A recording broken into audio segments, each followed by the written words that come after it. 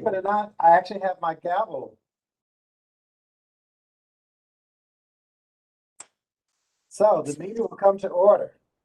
The time is now 5:31 p.m. on Monday, February 28th, 2022. This is a regular meeting, monthly meeting of the District of Columbia Commission on the Arts and Humanities. My name is Reggie Van Lee, Chairperson of the Commission.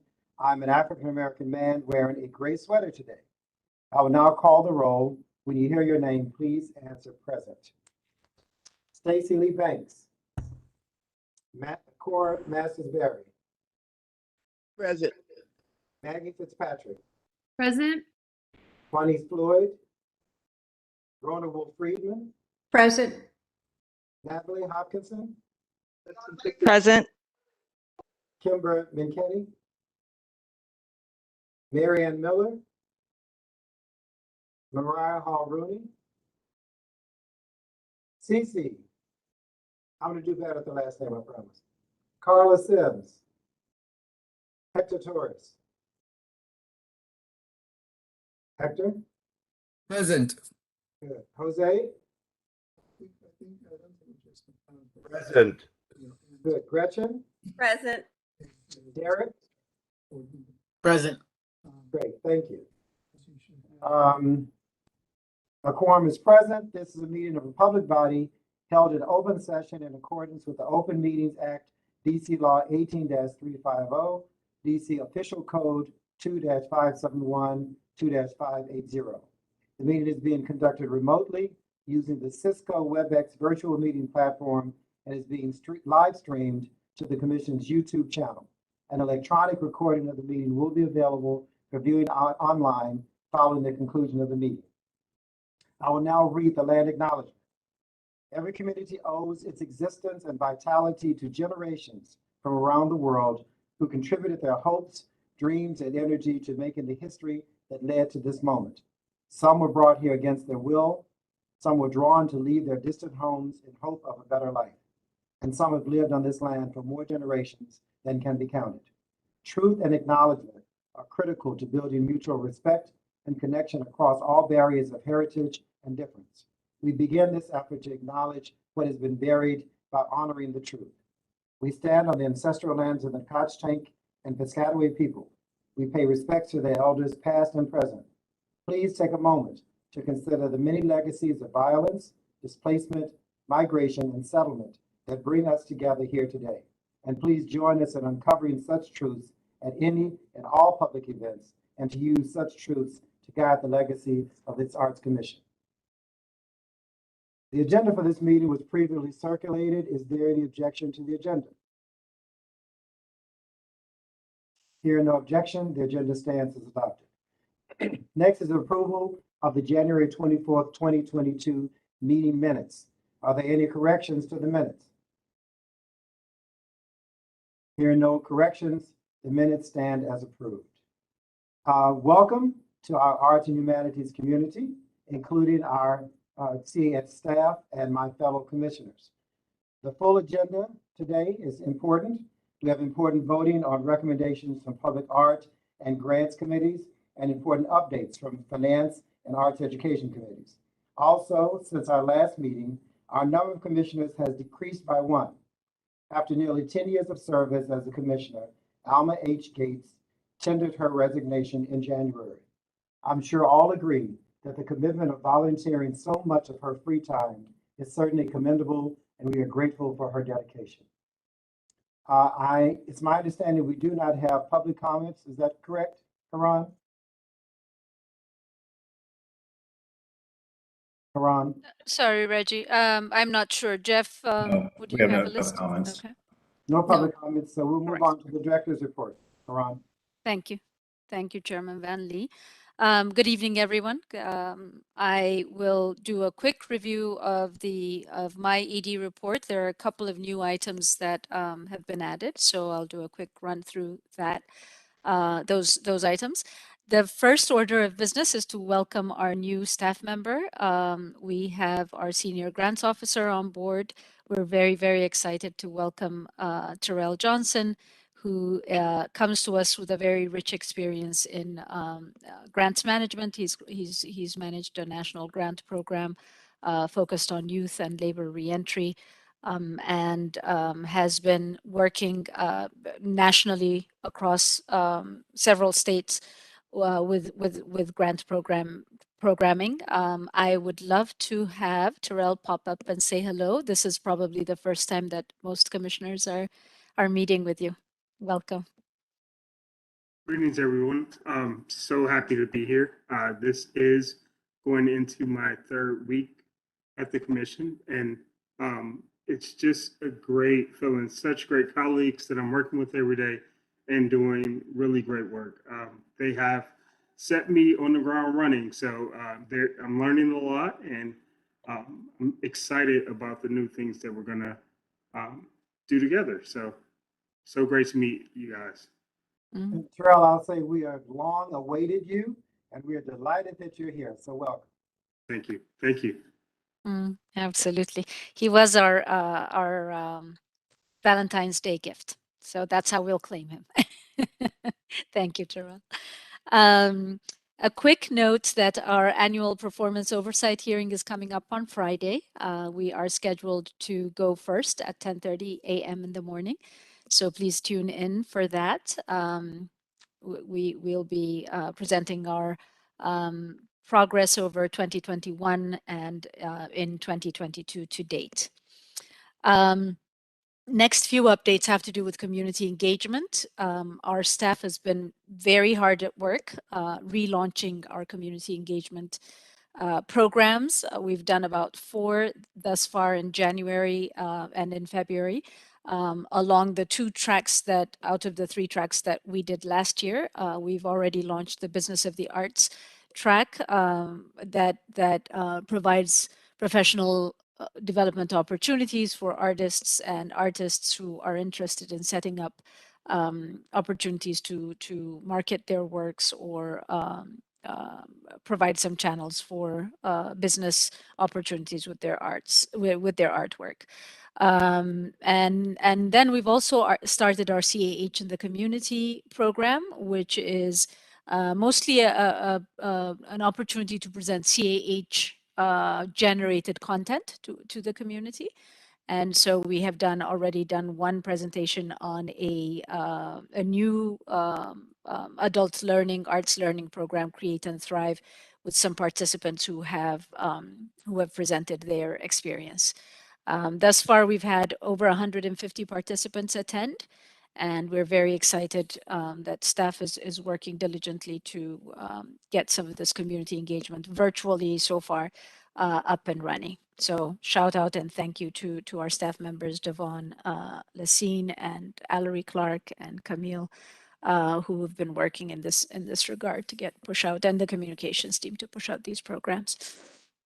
Myself and the Chief of Staff, Jeffrey Scott, have also been engaged in a few meetings with the Mayor's Office of Community Affairs. The Mayor's Office on Community Affairs is a cluster of about 13 different agencies that work with specific communities and provide access to government programs and resources to the communities, to various communities. Among which are the Mayor's Office on African American, Asian and Pacific Islander and Latino Affairs, LGBTQ Affairs, and other offices. So the idea is to look for opportunities to partner together for both outreach and to support culture and arts programming for these communities. So we're off to a good start. The hope is that we will begin to craft an MOU that addresses, creates sort of a framework around opportunities to support. We already do support these programs, but they happen one-off kind of in the way we've been doing it. And so once we have an MOU in place, hopefully there will be a better approach to sustaining our relationship over time. In February, we had a couple of Black History Month activities that we participated in. Commissioner Stacey Lee Banks and I attended a kickoff celebration with the Black History committees, and that went really well. There was a really good program there that we were able to participate in and be in community with others. 4. We also were able to host with the Lincoln Theater on February 19th. We were able to host a book launch by an author who was working on a book on Black Broadway in Washington, D.C.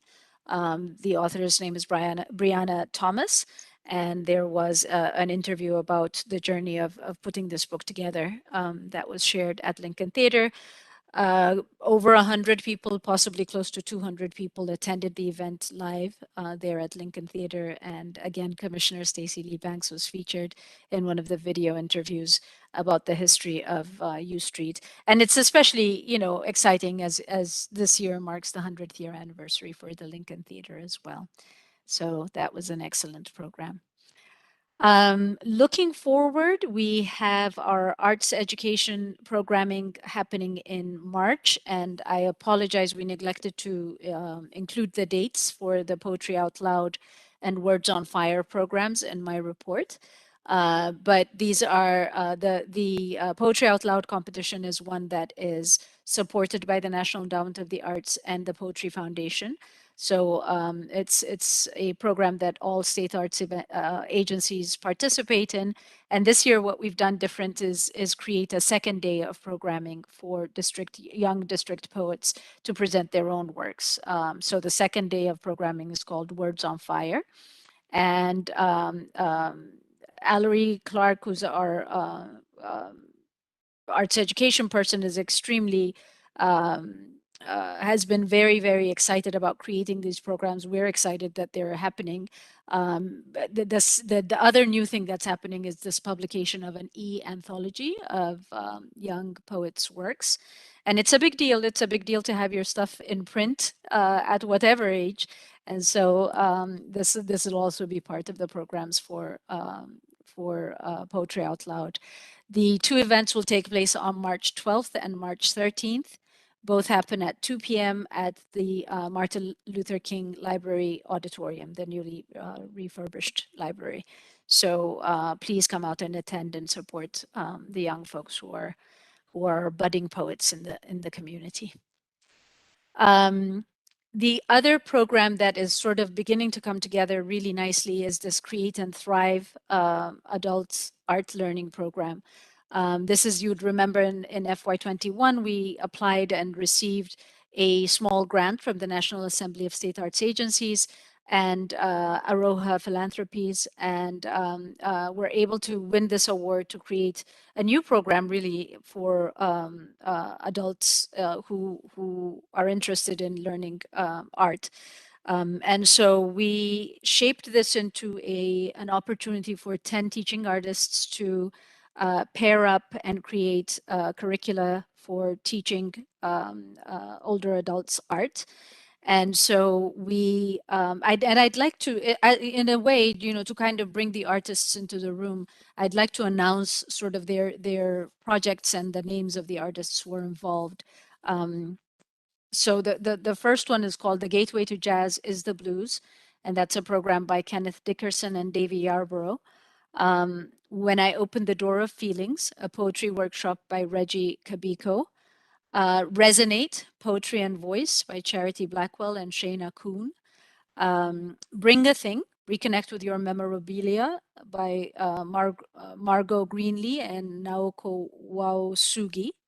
And Toy Stories, a series of storytelling, poetry, and movement practices by Joey Jones and Nefeli Andonides. These are the artists that will be involved in the projects that they're working on. And so far, both the artists and the partner groups that are going to be hosting, that have trained the artists, but are also going to be hosting these workshops are extremely excited. So that's up and running. My last two updates have to do with public art. A few commissioners were with us on Friday when we did an opening for the current exhibition that's up in the gallery, the CAH gallery. The exhibition is titled Resilience and Uncertainty. It features 6 artists, 3 from Washington, D.C., 3 from New York. And there was a healthy showing. I visually would have guessed about 50 people, but we counted over 80 people that came through the doors for the opening. It is our curatorial exhibition program, and I'm looking to see their names so I can call them into the room as well. The artists that are participating are Felix Angel or Angel, Mildor Chevalier, Patricia Encarnacion, Eric Finzi, Dominique Nash, and Ezekiel Taveras. And they are, a group of artists that are really dealing with or grappling with the effects of COVID and the idea of resilience through creativity. The curator Julio Valdez was on hand to welcome the artists, and he will be doing an artist's walk on Friday as well. The last piece of news to share is that the removal of the Pierre L'Enfant statue from it's been placed in the U.S. Capitol. It was inaugurated this morning by Mayor Bowser and Council Chairman Mendelson, Congresswoman Norton, and Speaker Pelosi, Majority Leader Hoyer, and Majority Whip Clyburn. The statue was commissioned by the agency in 2006, along with the statue of Frederick Douglass.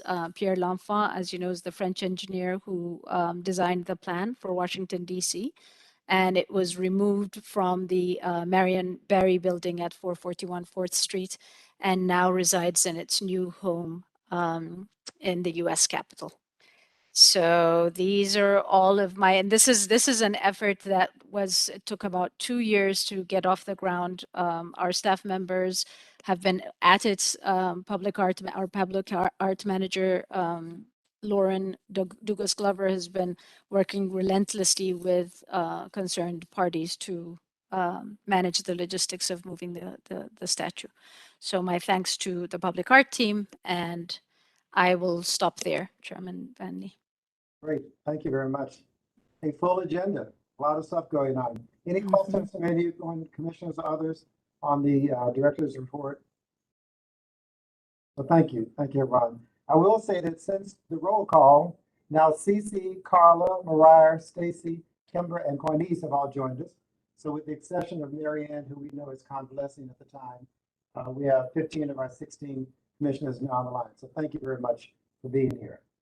With that, we'll go to the finance report. Kymber? Chairman Van Lee, Marianne is also online. Oh, Marianne is here. I see her name listed. Fantastic, Marianne. Sorry. Yes, I'm here. Oh, good. So we have everyone present. Thank you. Thank you so much. Sorry about that. Thank you, Heran. Good. So finance report. All right, good evening, everyone. Quick update from the Finance Committee. We did meet on February 15th, so appreciate Brian, who I think is on vacation, but is also on the line, making us all a little bit jealous with, I think, his blue skies and sunshine. So thank you for jumping on with us, Brian. So quick update, you guys have 3 reports here. I'm just going to give you an update on the 3 that you have. The first is the budget balance report. So this really just kind of gives us an update on, oh, and look at that. Thank you. This is fancy. We have it right there. So you have it in the attachment that everyone got in advance of the meeting. But this sort of gives you an update on the 2 sections of the budget, right? So you know, per a statute, CAH can allocate no more than 22% of its budget to administrative cost. We're currently at 20%. And it should allocate no less than 78% of the total budget for grants. And we've allocated 80%, or 30.6 million allocated to grants. So Brian and I will continue to provide this update to you guys on a regular basis. The second report is sort of our grant purchase order summary report. And this gives us a year-to-date progress for each cohort and program. So of the 808 grant awards recommended and approved by the commission, 76 grants remain outstanding. So that's where we are sort of year to date. And then the last report, which I think is one that we've been talking a little bit about more generally, and so you can kind of get to some specifics in this meeting, is it's the report that's really been to provide sort of updates on the available funds that we have, right? So these dollars are a result of monies that are now loaded into the budget at in some cases, right, because of a cost savings or new dollars that are coming in. And this reflects an additional 9.1 million that are soon available for grants. And so there may be questions about where this money is coming from, right? So 2.5 million is currently available in the agency grants budget, but has not yet been allocated. And in the remaining balance, 1.6 is in federal grants from NEA that are coming through and have been loaded. And then we have another $5 million that has been deposited into in the agency arts and humanities funds from fiscal year 21 and 22.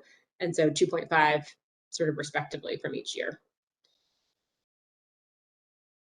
So I think our goal for Brian and I is to schedule time with our various committees to look at ideas, right? Because now is an opportunity where we can begin to think about these additional funds and how we're going to continue to use them. Yes, and I can thank you, Kymber. I can imagine to some these numbers are sort of daunting and confusing and that sort of stuff. So the intention is to deploy members of the Finance Committee into the other committees so they can have a fulsome discussion and fully understand the numbers. The goal is for all the commissioners, in full disclosure, to have the visibility of the economics before this commission, so that we all are responsible for the fiduciary responsibility around the money being spent correctly. It is the taxpayers' money, and we are asked to make sure it's administered in the right way. And so we want to join the staff in driving that in the right sort of way. The good news is our numbers are strong and good. And we have a little more money than we perhaps would have Get some extra dollars, right? some extra dollars, so we can do yet more. And our intention is to do yet more. We'll talk later when the Grants Committee reports on how we might do that yet more. But I think this transparency is something that people have asked for. And so I applaud you and Heran and Brian for giving us that transparency now. But with that, I'll ask the commissioners and others, any questions or comments at this point that you don't want to wait for the committee meetings to address, because we will try to address those in the forum of the committee meetings as well. Questions, comments? Silence is golden. As I say, silence means we covered it. I know you're on vacation, Brian, but is there anything you wanted to add or? Only thing I would add is you nailed that right on, Kymber. So thank you so much with that. The only thing that I would ask is that those that have outstanding grants that have yet to be established, please go by and do so as soon as possible by turning in your paperwork or making sure that you have completed all of the prerequisites to get your grant award. And that's about it for the most part right now. I look forward to getting to each of the committees. We really do need to roll up our sleeves with each committee member or each committee chair and figure out some other strategies. As you can see, $6.6 million is being loaded that wasn't loaded before. So we don't know what could happen further down the road, but we'd like to have a nice plan in place should additional funding be available. Absolutely. And thanks for all your help, Brian. I think you've been leading this charge, so it's been great work. No other questions? Yes. I'm sorry. If I may, I just wanted to ask, certainly in the interest of some of the discussions that we've had in the Arts Education Committee, is that oftentimes, you know, an organization soliciting or putting forth a grant request for a project in arts education versus, for example, another, for example, general operating support, one kind of excludes the other if you can't get double grants. But we have discussed about the opportunity of going to the Finance Committee and looking for ways in which we can increase some of those education type grants so that it really does not necessarily have to mean that they could take one or the other, but if they do take one that is project specific, that is sufficient to cover some of their operating costs as well. So it's a discussion that I look forward to having and see if I look forward to going to the Finance Committee to discuss, to see ways in which that could be a consideration. Right. This is If I might exactly comment the on that. conversation this visibility wanted to prompt. So thank you. Thank you for that. Other questions, comments? Can I say something, Reggie? Of course. I'd like to double and triple what Hector just said. There's more money coming in at the next round that's going to be extra money. And I'd like to see from finance to go to the grants committee a recommendation that some of it is specifically allocated for arts ed.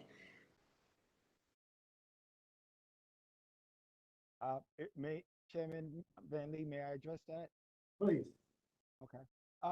So one of the things that we can do, Hector, and I look forward to, Rona, is possibly having a meeting with the. Can you hear me better? We can hear you. Rona, Oh, might be on your end. Okay.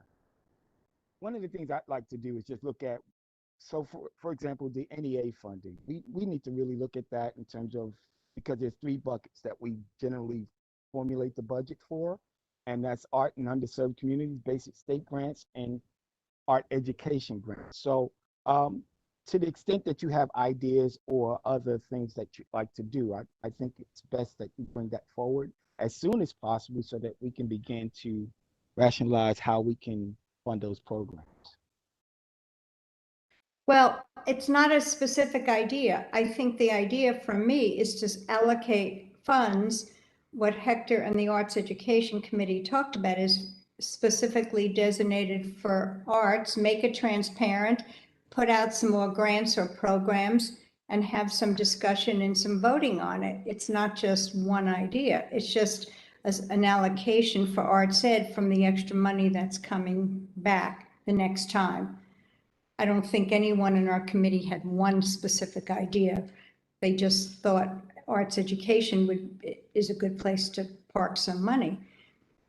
The other idea too, if I may also interject into this conversation, is that oftentimes a lot of the money that is allocated for arts education is between K and 12, so it is rather limited in that scope. And we're looking to expand somehow our reach to senior education, if you wish. And I realize that there is a wonderful program going on right now, which is the Create and Thrive, which I see a real good future in that particular program, and I applaud it. And then, so as a consequence, we're looking to other opportunities that we could far reach, plus also special needs, professional development education, because there is a very firm belief, and I'm kind of going into a little bit into my report there, but that under this pandemic condition, there has been acute need for special education that has actually been ignored or not addressed as effectively as other education programs within our community, within K to 12, but also within the adults and special needs, in particular special needs. So not to shut the conversation down unnecessarily, but exactly this conversation is what's needed. And that's why we're deploying the finance people into each of the committee meetings to have this conversation. So I'm not sure if we arrive at on this call, but I think we can't end here. This is just the beginning. So this is the first visibility. Yes, of course. Then when we deploy the finance committee members into the various committees, we can have these more fulsome conversations. Thank you. We welcome that. Good. As Churchill said, this is not the end, and this is not the beginning of the end. It's the end of the beginning. Which we will remind you of many times. Absolutely. I'm old in my mind as people, so please remind me. Any other questions from finance? Again, thank you. As I said, this visibility is prompting exactly the conversations I think we need to have. So thank you. So Hector, you get the microphone again, arts education. Well, my report is really rather brief because simply I wanted to update some of the particulars that we discussed at our meeting. Key to that was that going to the Finance Committee, and I think this is my first breach to that, and I intend to really go to see how we can expand the programs as clearly were discussed, a little earlier, but we're going to be fine tuning that. But, I have to say that I will definitely need to work with Allery and the team at the arts education component, just so that to get their thoughts, because they've given us some really wonderful thoughts in terms of expanding, perhaps adding to the grants or making them a little bit more aggressive, if you wish, so that we don't have to put them in competition. And the other aspect of it is marketing outreach was one of the key problems that we found, or one of our biggest challenges. And I think that that's going to be explored greater as we bring on a PR company and advertising, whatever that effort is going to be. So some of the ideas that, I had, well as very much Quanice Floyd bolstered, was the idea that as commissioners within our own networks of organizations, that is incumbent upon us to also promote and inform and let other organizations know, to disseminate this information of available awards, or should I say grant opportunities. As a consequence, I have taken steps in, for example, going into 2 different organizations and submitting to them information that I am getting.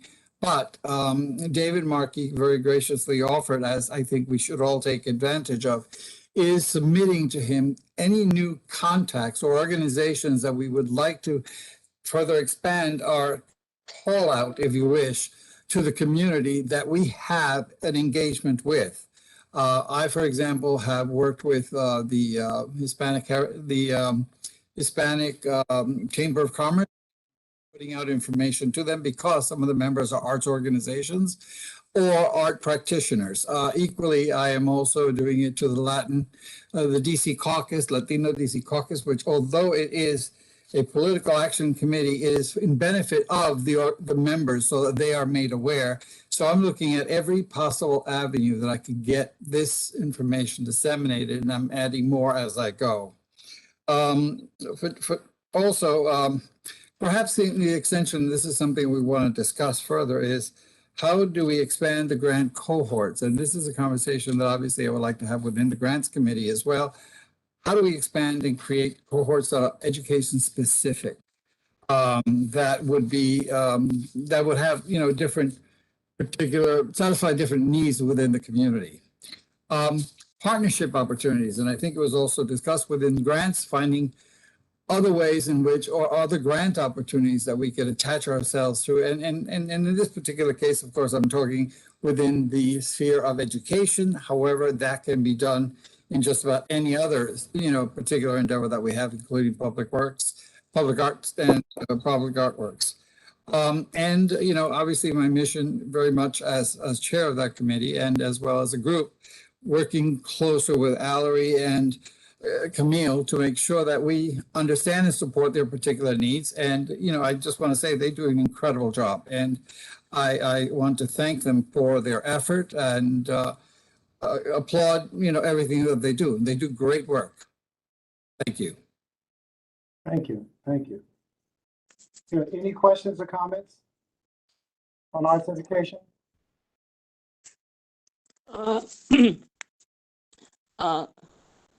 I just wanted to ask if we've ever considered an internship program, and where we might pay stipends to the people who participate.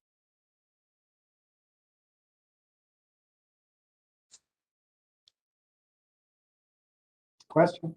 Well, I could not necessarily address that, but certainly I like the idea in theory, and it's something that, of course, Heran would be in a greater position, because, obviously that would be in a different scope, and the complexities of getting in interns is a little bit different when you're dealing with an agency. So it's not as easy with private enterprise. But if that's something that can be explored, because I could see opportunities for people to gain extreme knowledge and benefit from a program as such. So I like that idea. Yeah, I would, if someone could pursue that, I think that would. I think, Mary Ann, we did. I think your idea is a very good one, and it was raised a few years ago and last year. And what was discussed was that when artists get grants, in many opportunities, we were going to see if there was an opportunity for that artist to take on an intern with pay. And not just, so that was brought up. And I think, Hector, it's pretty easy to implement that. That's, I was just going to say, I think of Lou Stovall, who has had so many young people intern with right. him and work with him and benefit from that experience. So I just think we have some wonderful, artists in this town who could really, we used to talk about how to market yourself and learn how artists could do that, but also just to learn about the gallery system, the sales system, the expansion of teaching and education opportunities. So We've had an internship program at the Yes. commission for many years. Marianne, you may remember this from the past. at And the we've commission, at the commission, and we've also participated in the Marion Barry Summer Youth Program Mhm. a couple of years, placing students in arts organizations in the city. So, But yeah. I'm thinking like galleries, would they Right, that's what consider that does for the summer. Yeah. Galleries and arts organizations, theaters, and yeah. Mhm. Yeah. So is it just a matter of us re-engaging on those things that we did in the past? I'm trying to understand what's the solution? Re-engaging and rethinking it a little bit. There's been conversation around the murals program, and I mean, working with youth has its own set of, sort of permits and access pieces that have to be worked through. But there was even a thought to the Murals DC program taking on young apprentices, Right. to do murals work. And Right.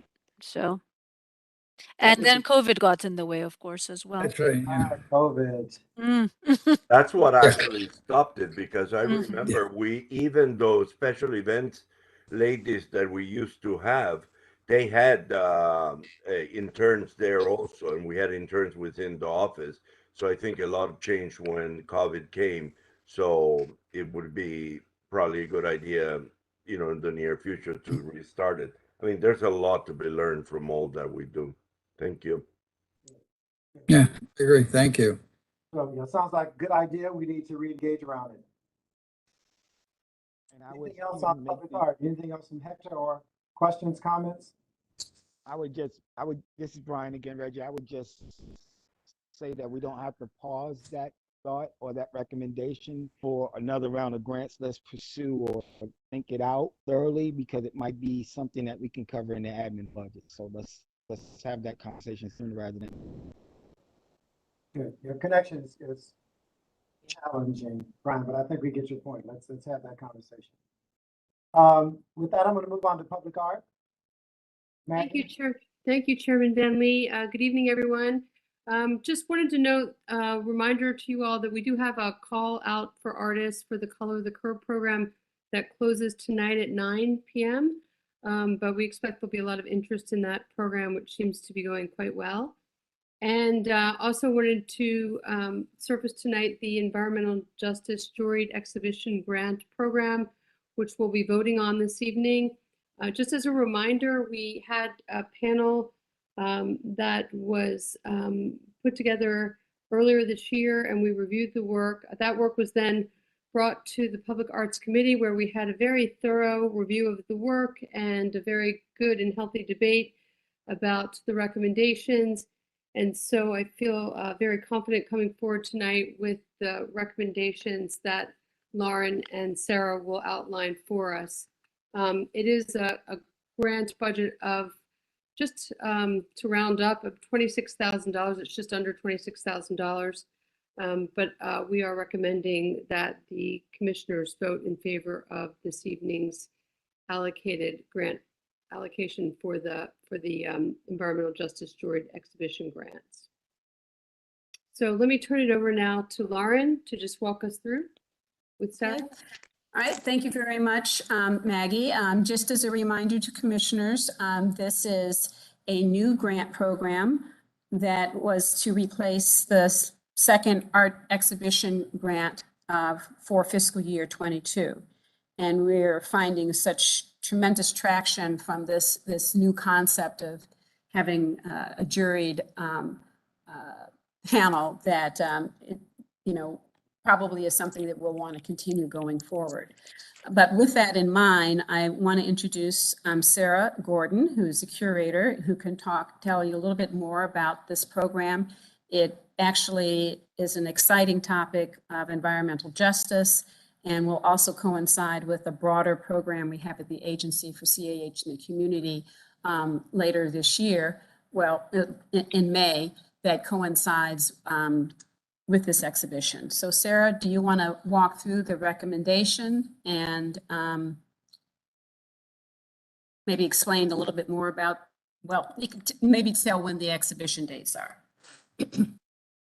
Yes, good evening, everyone. Nice to see everyone here. I'm very pleased to introduce this grant program, which, as you've heard, is a new program. We're very excited about it. It's a juried exhibition grant. The goal of the exhibition is to provide support for district-based artists by allowing them to exhibit their work in our galleries and on our virtual platform in a juried themed exhibition. We have 4 jurors for this exhibition, all of whom are past art exhibition grantees. They've done a fabulous job of reviewing all of the applications. And the theme for this exhibition is environmental justice. So artists who have submitted work are dealing with both local and global questions of ecology, environmentalism, biodiversity. We've seen a real range of subject matter, of media. It's going to be a really fabulous exhibition. The exhibition opens on May 9th, and it will be up until July 1st. And there will be plenty of programming around this exhibition, so we will keep you all posted about that. So just to review what we're recommending, again, the budget allotment for this grant at this point is $26,000. So the amount that we're recommending awarding is $25,971. It's kind of a funny number because we basically divided the total budget among the artists who were recommending for the grant. We had 64 applications, and with each individual allowed to submit up to 5 artworks, we received a total of 229 artworks. All of them were eligible, all of them were reviewed, and from that number, the recommendation is to exhibit 51 artworks by 33 applicants. If you want to scroll down a little bit more, 3 of the artists who are recommended are new to CAH, and among the artists who are represented, all 8 wards are represented. So the grant award for each artist will be $787, and again, this would go to 33 artists for a total of 51 artworks.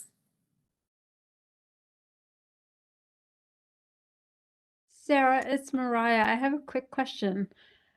Why are there so few new artists participating?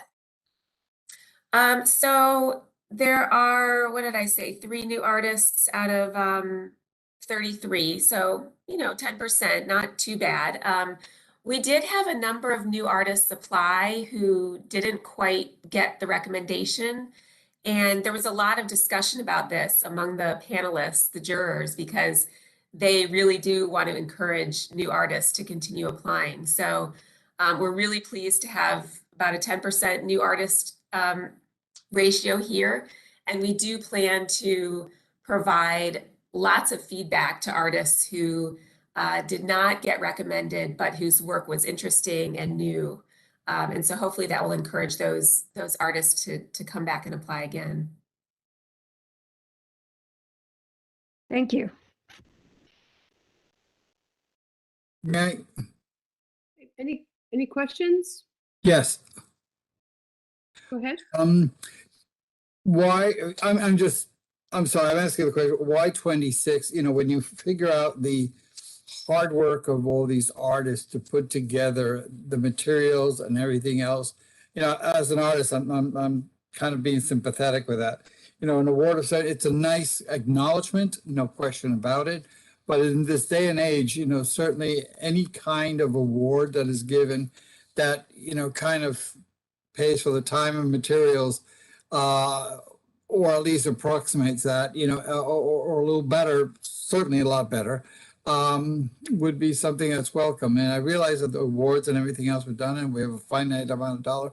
But if you're trying to really get out to artists and to put out really wonderful work and encourage more artists to participate, you know, it would be great to have a greater incentive that the awards are going to be better, because in that respect, you know, we're getting someone to conceive and create artwork at a really rather small award level. And I'm, you know, being honest in a very painful sort of way. And I'm also trying to get you more money for an endeavor like this, because you would get greater participation if you were being able to award better, you know, to artists coming in. So Hector, those are all excellent points. As I mentioned before, this was a brand new program. It's a wonderful program. I love it. And we had no idea what the response was going to be. What was allocated for this grant was $30,000 because there were 2 AEG arts exhibition grants allocated $30,000 each. So that's all we had in the budget. You have a lot more than that. You've got $9 million now. Right. So, I mean, at the time when we were putting this forward, that's what we had budgeted. So we are obviously seeing the popularity of this. So that is you know, welcome information. And, you know, we would love to give more. I mean, we had no idea what kind of response we were going to get. And so, you know, certainly for next year, thinking about how, you know, we could perhaps shore this up a little bit more. But that's the reason why. Yeah. I really would agree, because, you know, this is a rather successful outcome. Yes. To replicate a successful outcome in the future, need to be better awarded. Sure. Thank you. Okay. Thank you. Any other comments or questions before we go to a vote? Sarah, anything else you'd like to add before we? Yeah, it is indeed a learning curve, and I do appreciate the honesty and Hector's suggestions. So it is nice when we get a lot of new applicants because we're opening the doors, but at the same time, I do realize that staff will have to do like seminars or things to help guide them into whatever the CAH process for grants or programs is. So we're hoping that next year we can do this with more advance. And it would be interesting to eventually find out what were the weaknesses of all these new people. And maybe it's just generally not knowing the process. So, but I think it's an exciting. It is. And seeing the art, I think it's an exciting program, and I know we will continue with other creatives. Thank you. Thank you both for your comments. I'm sorry. Chairman? The one thing I add here is there was a question from Cece, which I think we've sort of covered. It said, given the influx in funding as reported by the Finance Committee, can we provide more grants to this program?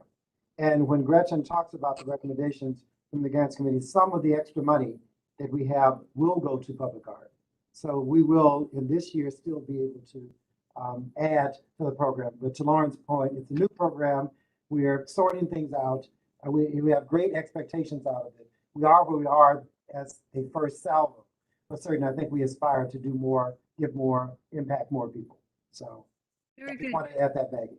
Yeah, thank you very much, Chairman Van Lee. Also, just wanted to say once again, the panel was exceptional. I sat in on it. It was very well done.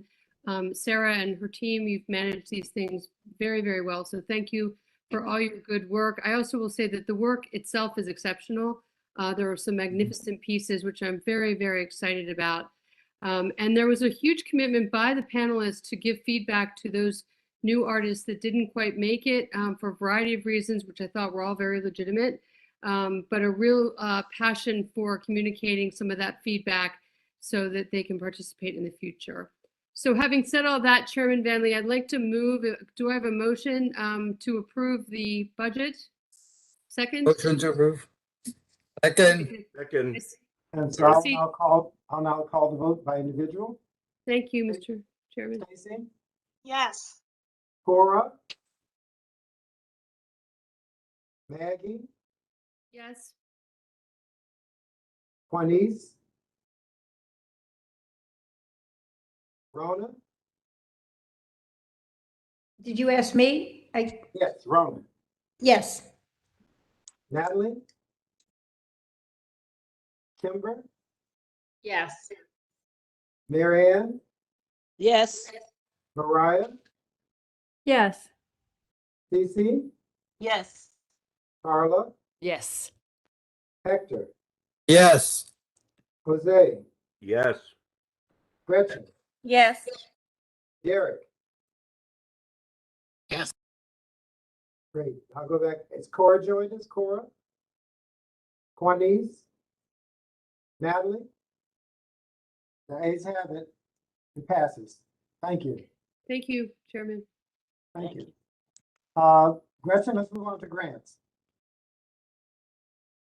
Good evening, everyone. I'm a Black female with blue on tonight. Reggie said we should identify ourselves, so, oh, and platinum hair, remember. And lovely glasses. Don't forget the glasses. I've got new glasses, black glasses, sorry.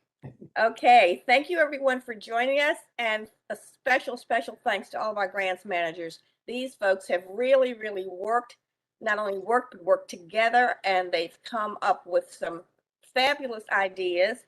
And Terrell, you're brand new, but I'm sure, having spoken to you at least once or twice, you're not that kind of new. So I'm just really excited that you're here with our grants committee. And brand new announcement, talk about wanting to interface finance into grants. Kymber, our treasurer, is now on our grants committee. So she's head of our finance committee, so now she's also a member of the grants committee. So we're all there together trying to work through this. What we're going to do is go through a number of the grants that some you've already made decisions on, but I know when a couple of months pass between a vote and actual implementation, we kind of forget where we may be. So we're going to go over the ones that you've voted on and also the ones that we need your vote on this evening. Heran, do you want to take us through this general overview here, and then we're actually going to talk to the grants managers who are in charge of the programs. Sounds good. Thank you, Gretchen. So what we thought we might do is just have me walk through this first overview page, just to sort of situate everyone in the upcoming conversation about the details. We're picking up the story from the Finance Committee with the $9.1 million, and this is a proposed spending plan for that amount of money. So excuse me, Heran, can we slide that up a little bit so we can see more of the slide? There we go. Thank you. Yep, perfect. Thank you. Thank you, Gretchen. So this table has an overview of the spending plan in it, and what I thought I might do is just walk us through what the columns mean and what the descriptors are, and sort of the rough timeline that's in place. The grant category on the left is a list of the legislated grant categories and the percentages.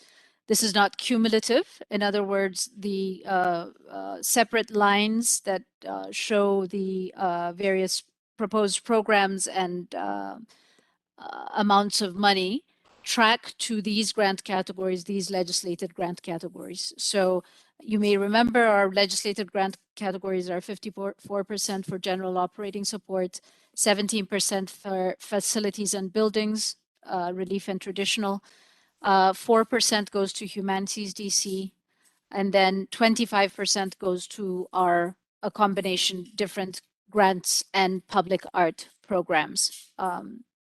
That, you know, sort of our various programs fall under that bucket. So that's the grant category on the left. The next column describes the types of programs that might be considered here for funding. And we'll go into more detail in each, but the general operating support, 54%, the thought is to have 2 types of enhancements happen out of that 54% bucket. The FAB relief and FAB traditional bucket, the 17%, has 2 proposals here for mortgage and rent relief. That program has opened and is closing in a week or so, in a few days. Kevin will speak to that. There has also been a building initiative for BIPOC-led organizations that we have discussed in the past. And so there's a thought to funding that out of this bucket here. The third category, the Humanities DC category, is just a percentage of the grants budget that goes directly to Humanities DC as legislated by Council. And then the second two categories, or even proposed programs for our 25% arts and humanities bucket. And what's being proposed is new organizations being able to receive relief and recovery, as we've done in last year, and another relief and recovery program for artists, individuals as well. There's the original, if you move back up top to the capacity building and the general operating category, oh, sorry, I just meant visually. Thank you, though. The capacity building program proposed in that first line is a pilot program, and it is one that we hope we can build out for FY23, for fiscal year 23. And have a more robust program after this pilot program runs first sooner. So that's the overview, and I'm happy to continue, Gretchen, to speak about the specific categories in a bit more detail.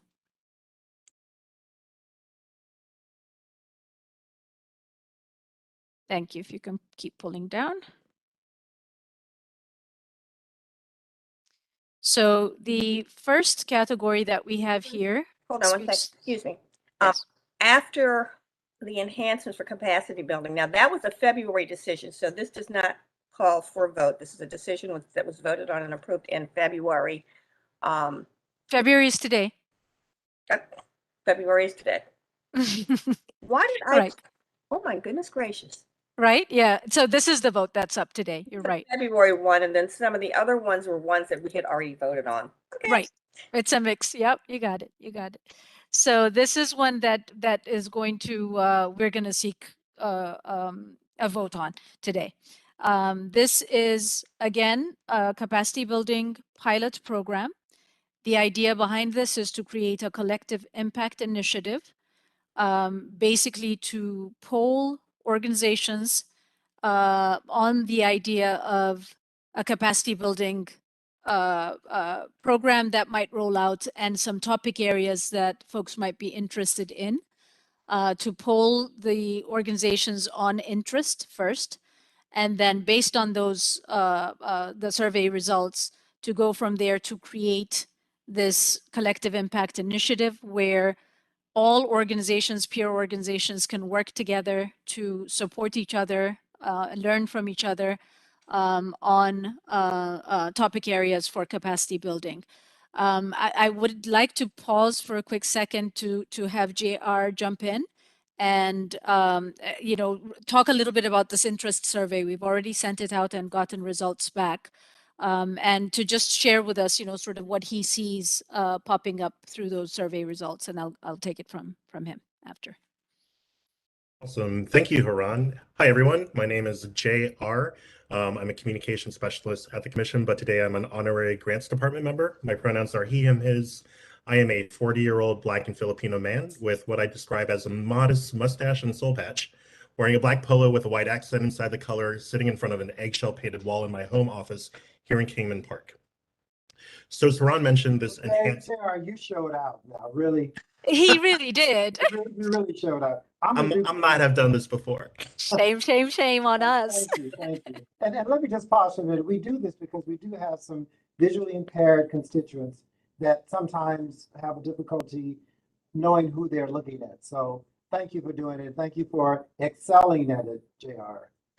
Thank you. If anyone wants a tutorial, let me know. So as Heran mentioned, this enhancement capacity building program is a pilot. You can see in the notes, we shared a survey assessing both the interest in and need for capacity building among our FY22 general operating support grantees and hope to pilot a program for them this spring and summer. We should note we did not mandate people respond to the survey, but we are encouraged by the number of responses. The importance here was to make sure that this was both grantee informed and data driven. So out of about 145 grantees, we received 91 responses, so about 63%. The survey consisted of two main prompts beyond contact information. The first and most important one was a survey asking a question, asking organizations to select the top 3 priorities from a list of 9. The secondary question was asking organizations if they might be interested in being a backbone organization. And so this would be, the purpose of this is to select one to work in partnership with a CAH staff member, and the two, both the staff member and this organization members, backbone staff member, would be responsible for the administrative needs of this pilot cohort. And part of this is because of the sheer scale of this pilot as compared to what our existing capacity building grants, Liftoff and Upstart, have supported, which are really only around 6 to 10. We're talking about dozens here. Regarding the survey prompts, I'd like to share what seem to be some clear frontrunners regarding priorities. One clear priority, which received almost a half of the votes from the organizations, was an interest in structuring fundraising strategies. Probably no surprise there. There was a solid second tier of about 4 other priorities, again, out of a total of 9, each receiving slightly more than a third of votes. And I guess part of our next step will be identifying how we pick which of these we kind of focus on. But again, grantees expressed interest and a desire, and here's the second tier. The 4 priorities were: 1, developing a marketing strategies plan; 2, assessment and evaluation of arts and humanities programs; 3, building an organizational framework for IDEA, or inclusion, diversity, equity, and access; and 4, creating a board development plan. And that is the additional context for this capacity building pilot. Thank you, Heran. Thank you so much, JR. That's a very full-bodied response to the question, and it gives us a good sense of where things are with the organizations. And thank you for just pushing that through, getting it back in and analyzing it in time for this presentation as well. So the proposal here is to allocate roughly about $2 million for this initiative. The reason we don't have an accurate number, a final number for it, is because we have to kind of cull the number of organizations that are going to participate and these backbone admin reporting organizations, and figure out how much money kind of can be allocated among participating organizations. Whatever is left over from this pot of money will go to enhancements, general operation enhancements, which is number 2 down below. Shall I keep going, Gretchen? Wow. This is a March decision piece, number 2. Oh, Gretchen, you're muted. Sorry, how should we handle the voting? We have so much to talk about here. Should we vote on them as we go along? I had heard from David that we might do a one vote, because that's how the committee voted, was to have the whole thing approved at one go. Okay, but I don't know what your preference is. Yeah. I was going to suggest this: as we finish each one, let's pause and ask if there are any issues anyone has. If there's no objections to it, then we can continue and do them all together. If there's an issue in one piece, we need to address it there. So yeah, thank you, Reggie. I think that's better, because by the time we finish all these, people won't remember what we were talking about in the beginning. There's quite a lot tonight. So if everybody needs to grab a cup of coffee, grab it quickly. Exactly. But once again, if I could pause this just for a minute so that we understand. I won't call this necessarily a momentous occasion, but it's an important part of how we are rethinking how we serve our constituents. First, this $9 million represents almost a 30% increase over what is our annual money. So this is a real impactful thing. And as we know, on a per capita basis, our agency already is the largest budgeted agency in the country. About $57 per resident goes towards arts and humanities, which is amazing. And on top of that, now we're able to get these enhancements and it's extra money. So this is a real credit to the work of the commission and the good work that we can do going forward. The second thing is, this is very much in alignment with what I called our new collective agenda. And important parts of that collective agenda are that we are focused on capacity building. And JR just explained eloquently how this is part of a fulsome, thought-through capacity building program. That is a start, but it's something we'd like to continue to the extent we could afford it. Also, you will see that this not only rewards the historical organizations, but some small and medium organizations that perhaps weren't getting as much money before will have an opportunity here in the way that we're trying to focus around equity. And then lastly, I would say that you'll find that some new grantees will enter the picture as a part of these enhancements that perhaps we didn't have the funds to fund in the first tranche, but in this new tranche, we're finding a way to bring new people in. So this is really important. This is really impactful. This is somewhat different from what we've done before because we have the benefit of extra money. If we didn't have the extra money, we perhaps couldn't have done it. But with that money, we decided to really push this collective agenda around equity, around capacity building, et cetera. So I didn't want that to be lost in the numbers in the conversation. So people need to understand where we are. But that having been said, we can go back to the first one, and I'll ask the question, is there any objections to this? Because this will be part of a full funding question, both of we'll take later. But if there are any objections, we want to stop here. So you can proceed. Okay, thank you, Reggie. And because he's not here, I'd like to also acknowledge David's work on this. He really did sit with it and sort of build it out in a way that reflected these priorities that Reggie mentioned, and worked out all the kinks and the details in all of this. I'm just kind of in his stead representing the notes here, but a lot of the ideas came from David. The second category within GOS to fund is this general operations, which would function similar to past enhancement opportunities for general operating support grantees or grantee organizations. But here, what we're doing slightly differently is allowing organizations to assign a portion of their enhancement monies to set them aside in a reserve account, which would really speak to resilience and longer-term sort of solvency for arts organizations. We are instituting, or based on the city administrators, the city administration's offices, the Office of City Administrators advice. We are adjusting the award amounts 15 to 35% of their original GOS awards. And this will track back to the size of organizational awards that happened earlier this year. And so smaller budget size organizations would be receiving larger percentages. And these percentages will be determined ultimately by the amount of money that ends up in this pot. This will be coming back around for a decision next month for the commission to vote on. So this is just sort of background information for what will be coming down the pipeline. And it's important to note that of this 2.3 that's been allocated, approximately 2.3 million at this time, 1.6 million would be sourced from the NEA funds for CARES and for ARP.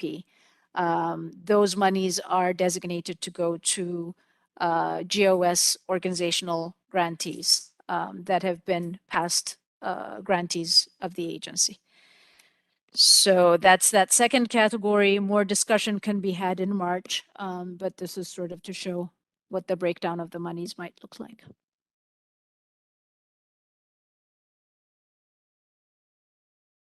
Ask the question. Any objections at this point? If not, proceed. Keep going. Okay. Yeah. Thank you. To Kevin. Right. So this next category is the 17% of our legislated funds, and Kevin is the grant manager for both facilities and buildings traditional and facilities and buildings relief. So Kevin, please take it from here. Great. Thank you so much, Heran. Can everyone hear me? Yes. Thank you. All right. Thank you. Hi, everyone. My name is Kevin Hasser, and I've never done this before, so I'm going to do my best. And JR, I'm going to talk to you once we get back to the office. I am a white male. I have brown hair that is fairly unkempt lately. I'm wearing a red plaid shirt. and standing in front of a off-white wall with an oil painting landscape in the background. I'm the grants manager for the facilities and buildings programs at the commission right now. And so I just wanted to say, just so you know where these numbers are coming from, I know we've talked about this before. What is that 17% coming from?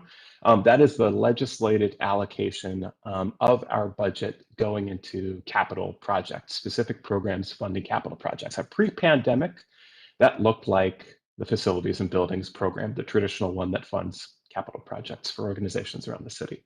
What has happened this year and last year, just as a reminder to everybody, was that the council gave a legislative adjustment allowing us to allocate some of those same resources specifically to rent and mortgage relief for organizations. So rent and mortgage relief is kind of like the relief version of capital projects. So that's how that happened. And that is what we are continuing on with right now.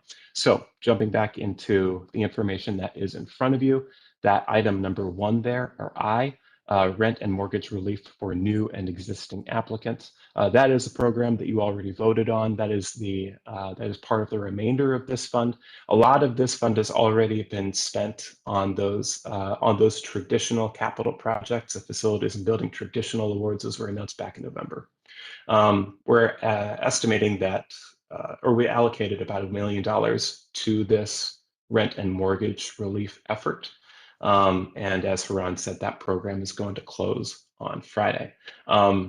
Applications have been robust, and we've had 2 programs that have been live simultaneously. So now that our general operating support is closed, or will be closed as of 10 o'clock tonight, I'm personally imagining that a lot of other organizations are going to be turning their attention towards this opportunity as they've got several days left.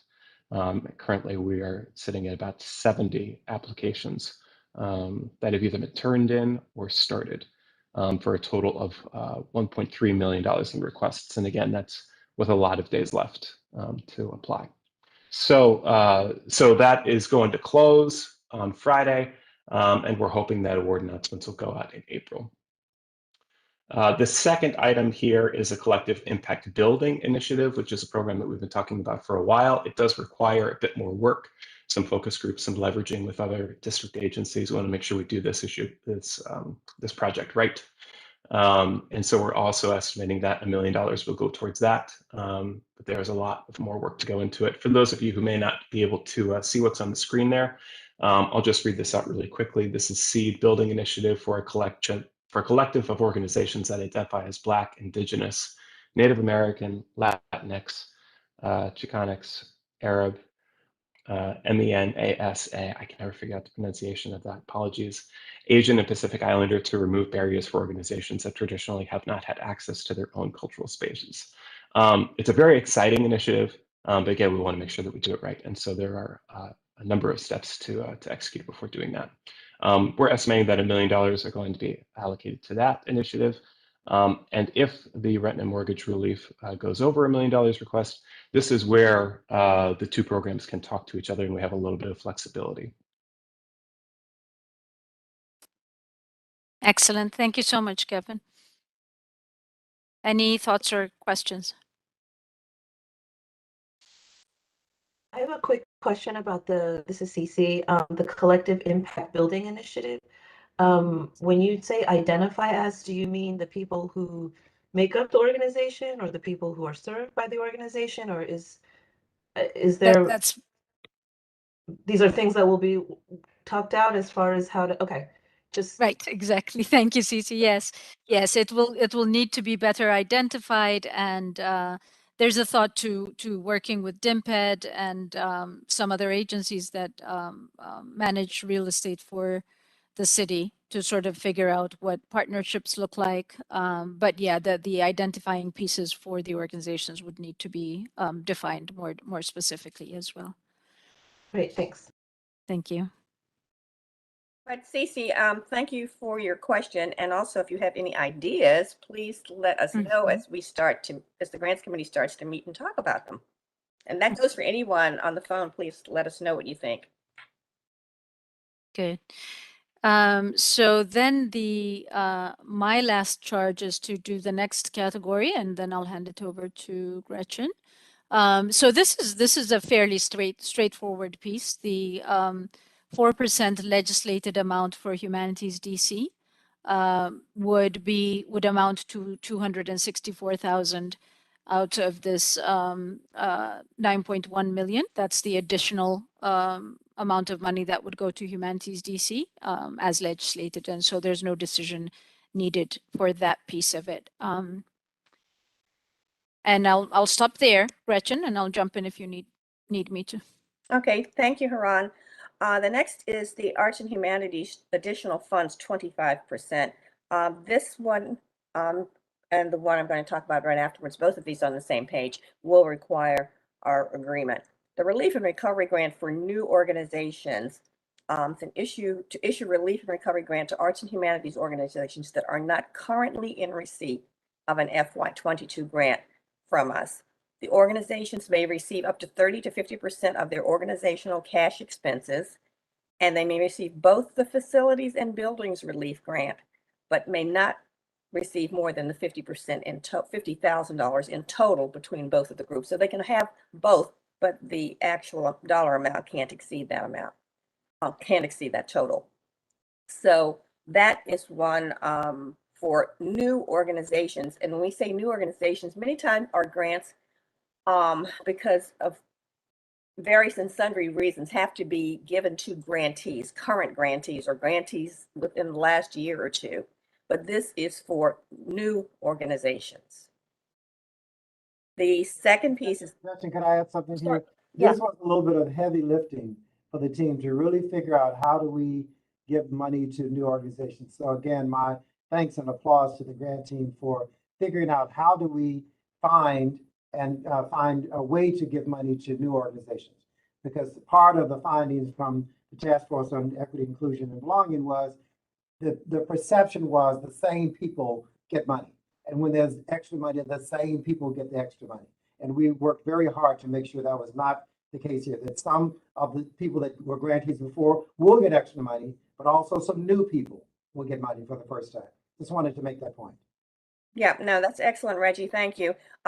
Both of these, one is for organizations and one is for individuals, but the emphasis is on new, NEW. Could I just ask, were any of the new people denied grants for and money for any specific reasons that didn't meet our qualifications, or was it just because we didn't have enough money to fund them? Because I'm sorry, Heran, were you saying something? No, Mary Ann. No, I heard your question. I thought Heran was making a comment. You do not disqualify because you're new. You know, if there's any disqualification, it has to do with eligibility pieces in the past. So this is an attempt to encourage new organizations to apply and to be able to, you know, begin to build this track record of funding with the agency. So, and we've done the relief programs in the past for individuals and for organizations, and new organizations and individuals have come into the fold. This is an intentional sort of piece to do it again and to really encourage new organizations to apply. So newness by itself is not a reason to be disqualified, no. Were any of the new organizations that we worked with to improve their applications and their requests so that they then could qualify, and now we are in fact funding them? If memory serves, I think most of the new organizations came through our relief programs last year. Right. That's what I remember. Yeah. And some may have been ones that we've worked with. I don't know if there's an easy way to cross-check that, but I feel that might be also true. It just would be good to know. I was going to say, I think your point is well taken, Marianne. Real success is when people that could not qualify before, we worked with them to help them get to the point that they could, and they did get a grant. That will be great success. And I think we'll get some of that. But you're right, that's what we aspire to. The other thing I'll say is, while some of these grants are new because we have money that we didn't have before, what we're going to do, along with announcing this program, is to aggressively make people aware of this money.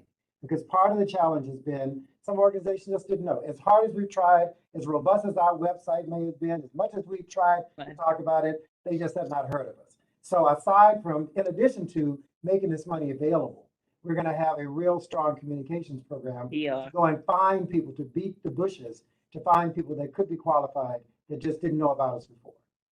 That's great. Yeah, That's we have a great. really robust communications plan this time and people. It's Terrell, what I call proactive equity. yeah. Because equity could be, here's the money, it's on the table, come and get it. And you're too far away to hear what I said and don't have a car to get here and can't walk, right? But instead, we're gonna go to as best we can. And this is the first time, but our intention is to not only make the money available, but to really provide additional access proactively to people to come in and do this. I'm sorry, it looks like. That's great. That's great. That's okay. I think Terrell had a comment or a question. Yeah, I was just to Commissioner Miller's point. One of the things that we've started doing just this week is a deep dive into all of the applications were denied, because we want to find out what's the common theme around why those applications didn't get accepted, and how can we help educate new grantees when they come in. So maybe some of those hurdles. So if we see a through line that these are the common mistakes, we're getting in front of that to provide additional education and make sure that they feel comfortable and they know the process. But I think part of that process is doing a deep dive into what's the similarities in the one. So to your point, we are thinking about that and we're digging into it as we speak. That's great. That's great. Thank you, Terrell. That just fits with, our emphasis always should be how we can fund people and more people, as opposed to denying people, and every effort that we can make to expand and help people to apply and qualify is what I certainly hope is one of our goals and objectives. And I'm sure it is. It's not only a goal, it's a charge. Yes, a charge, right. All right, thank you. Okay, any other comments on that before I go to the one for individuals? It's similar, but as opposed to new organizations, it's for new individuals. Can you roll? Just as a question on issue of the these grants that we're talking about. In the scoring of grants in the past, we stopped at a certain level, let's say at a 70.5%. And we had discussions when we were doing the final evaluation, the grants committee, that we could move it down to 74 just to reach more, or to be able to get to more people in Ward 8 or Ward 7 in order to be more inclusive. Now, that is if we were to examine that process, as Terrell, you mentioned, as to those who just fell underneath a certain level, but they were qualified, then we could actually perform a miracle, particularly if these organizations are new that have not received funds from us before, but we already have a battery of people who are qualified that for whatever reason just didn't make it because of the grading system that we use. So we can move that grading system, not necessarily our I would say qualitative measures, but merely say, let's reach more. And we did that last year very effectively. It's just a matter of how do we look forward to that and include more people that perhaps did not get the opportunity last year. Right. Hector, we actually have done that over the years, but we're now. I know you have. No, yeah. But we're now more aggressively doing it just to make sure. Terrell, I think you had a comment. Were you shaking your head? Oh, no. Okay. All righty. So back to relief and recovery grant for new and existing individuals, which is also part of today's actions, to create the same type of grant, a relief and recovery, but for individuals. We just talked about organizations, so this would be similar for for individuals. One of the things we really want to do is to create a lean application. Last year, when we had to relief money and had to give COVID relief money, we talked to people all over the country. I personally talked to people from San Francisco and in the Midwest. And what I found is that on some of these relief grants, their grant application was 1 or 2 pages. So if we're talking individuals who don't have the bandwidth to complete a multi-page application, we're going to try to address that on this one here for the individuals. Keep it lean, 6 to 7 pages of guidelines. That's lean for us versus 20 or 30. open to existing and new individual artists and humanities practitioners. The application window will be open for 2 weeks. 4 workshops would be offered to help ensure the applicants have everything they need to submit successfully. Heran, I know David keeps me up on this most of the time, but I know he's away having a good time right now on vacation. But I think our workshops have gone extremely well. Can you comment on that just a bit? Yes, they have indeed gone really well. The grants team has been really, really dedicated to keeping the communications going, offering workshops at various stages of these application cycles, offering workshops up until the deadline, and then also once folks have been awarded, helping folks through the submission process and the payment process. We've had really good success. Last year, we funded around 94% of the applicants. About 290, a little over 296 or so applicants got funded. And that the success of that really was hinged upon this robust workshop and preparation support that the grants team offered. Yeah, thank you. I think that's just wonderful. It's one thing to read, and it's another thing to have to go on the website, but actually attend a workshop where you can ask questions and get responses. That I think is what has made the difference here. And we've also taped and had things available for view beyond workshop timelines. So that I think that was also a good thing. And a lot of our new grantees came through this program last year, the relief program, right? Yeah. They did. Okay, and then to work with the finance team to determine an approximate amount of money available for the grant. Fund all eligible applicants by dividing the monies equally between all eligible applicants, as we did in 2021. Any further questions on those 2 pieces? Reggie? Yep. So just for a little bit of additional context, Gretchen, we provided relief funds for individuals at 5,500 last year. So yeah. Great, that's really good to know. Thank you. So in summary, $9 million that can go to really support the agenda we put in place.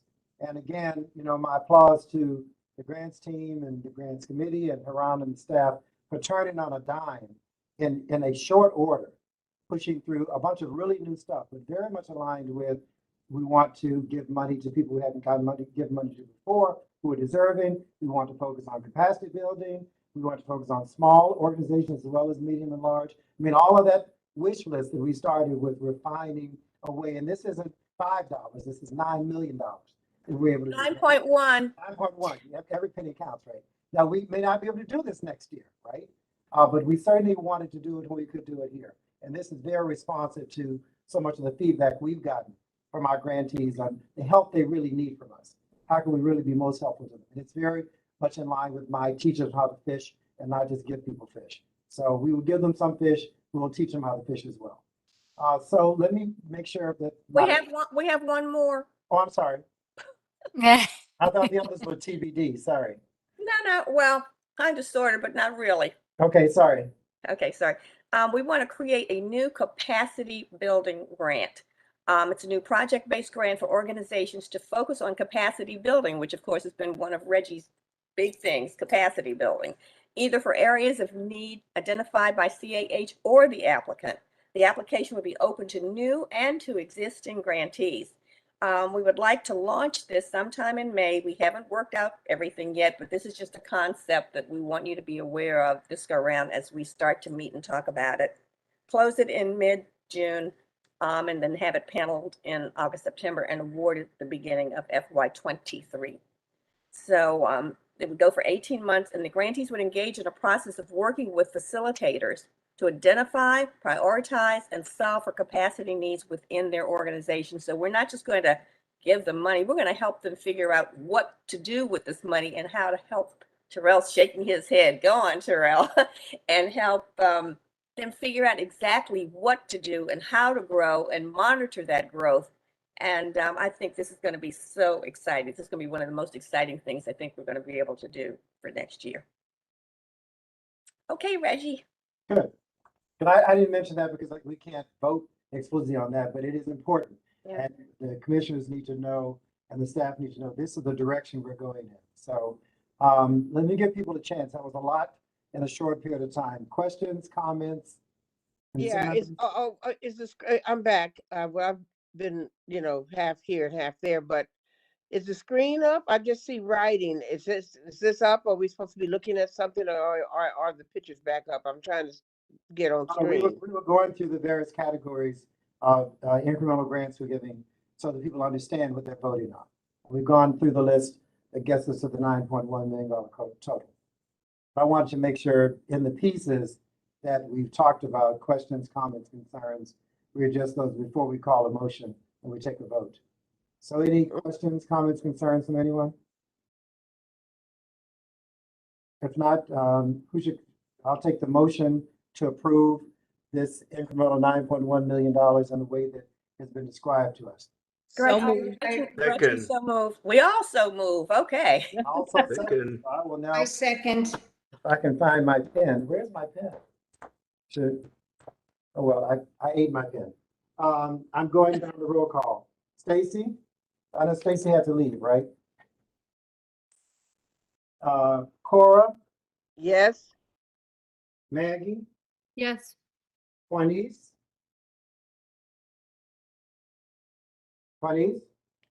Rhoda? Yes. Yes. That was Juanice, yes? Yeah, sorry. And Rhoda, yes? Natalie? Yes. Kymber? Yes. Marianne? Yes. Mariah? Yes. Cece? Yes. Carla? Yes. Hector? Yes. Jose? Yes, yes. Gretchen? Yes. Derek? Yes. Great. It is passed. So thank you. Thank you. A great step ahead for mankind, or DC kind, at least. This is great. According to my notes, we don't have any unfinished business. And I'll ask the question, do we have any new business that anyone wants to bring to the table? If not, going once, going twice. Thank you. The next meeting of the commission will be held Monday, March 21st, 2022. This meeting is adjourned. Thank you. Thanks, everyone. Good Thank job. you. Have a Thank good you. evening. Good night, everyone. Good night. Thank you. Thanks. Thank you.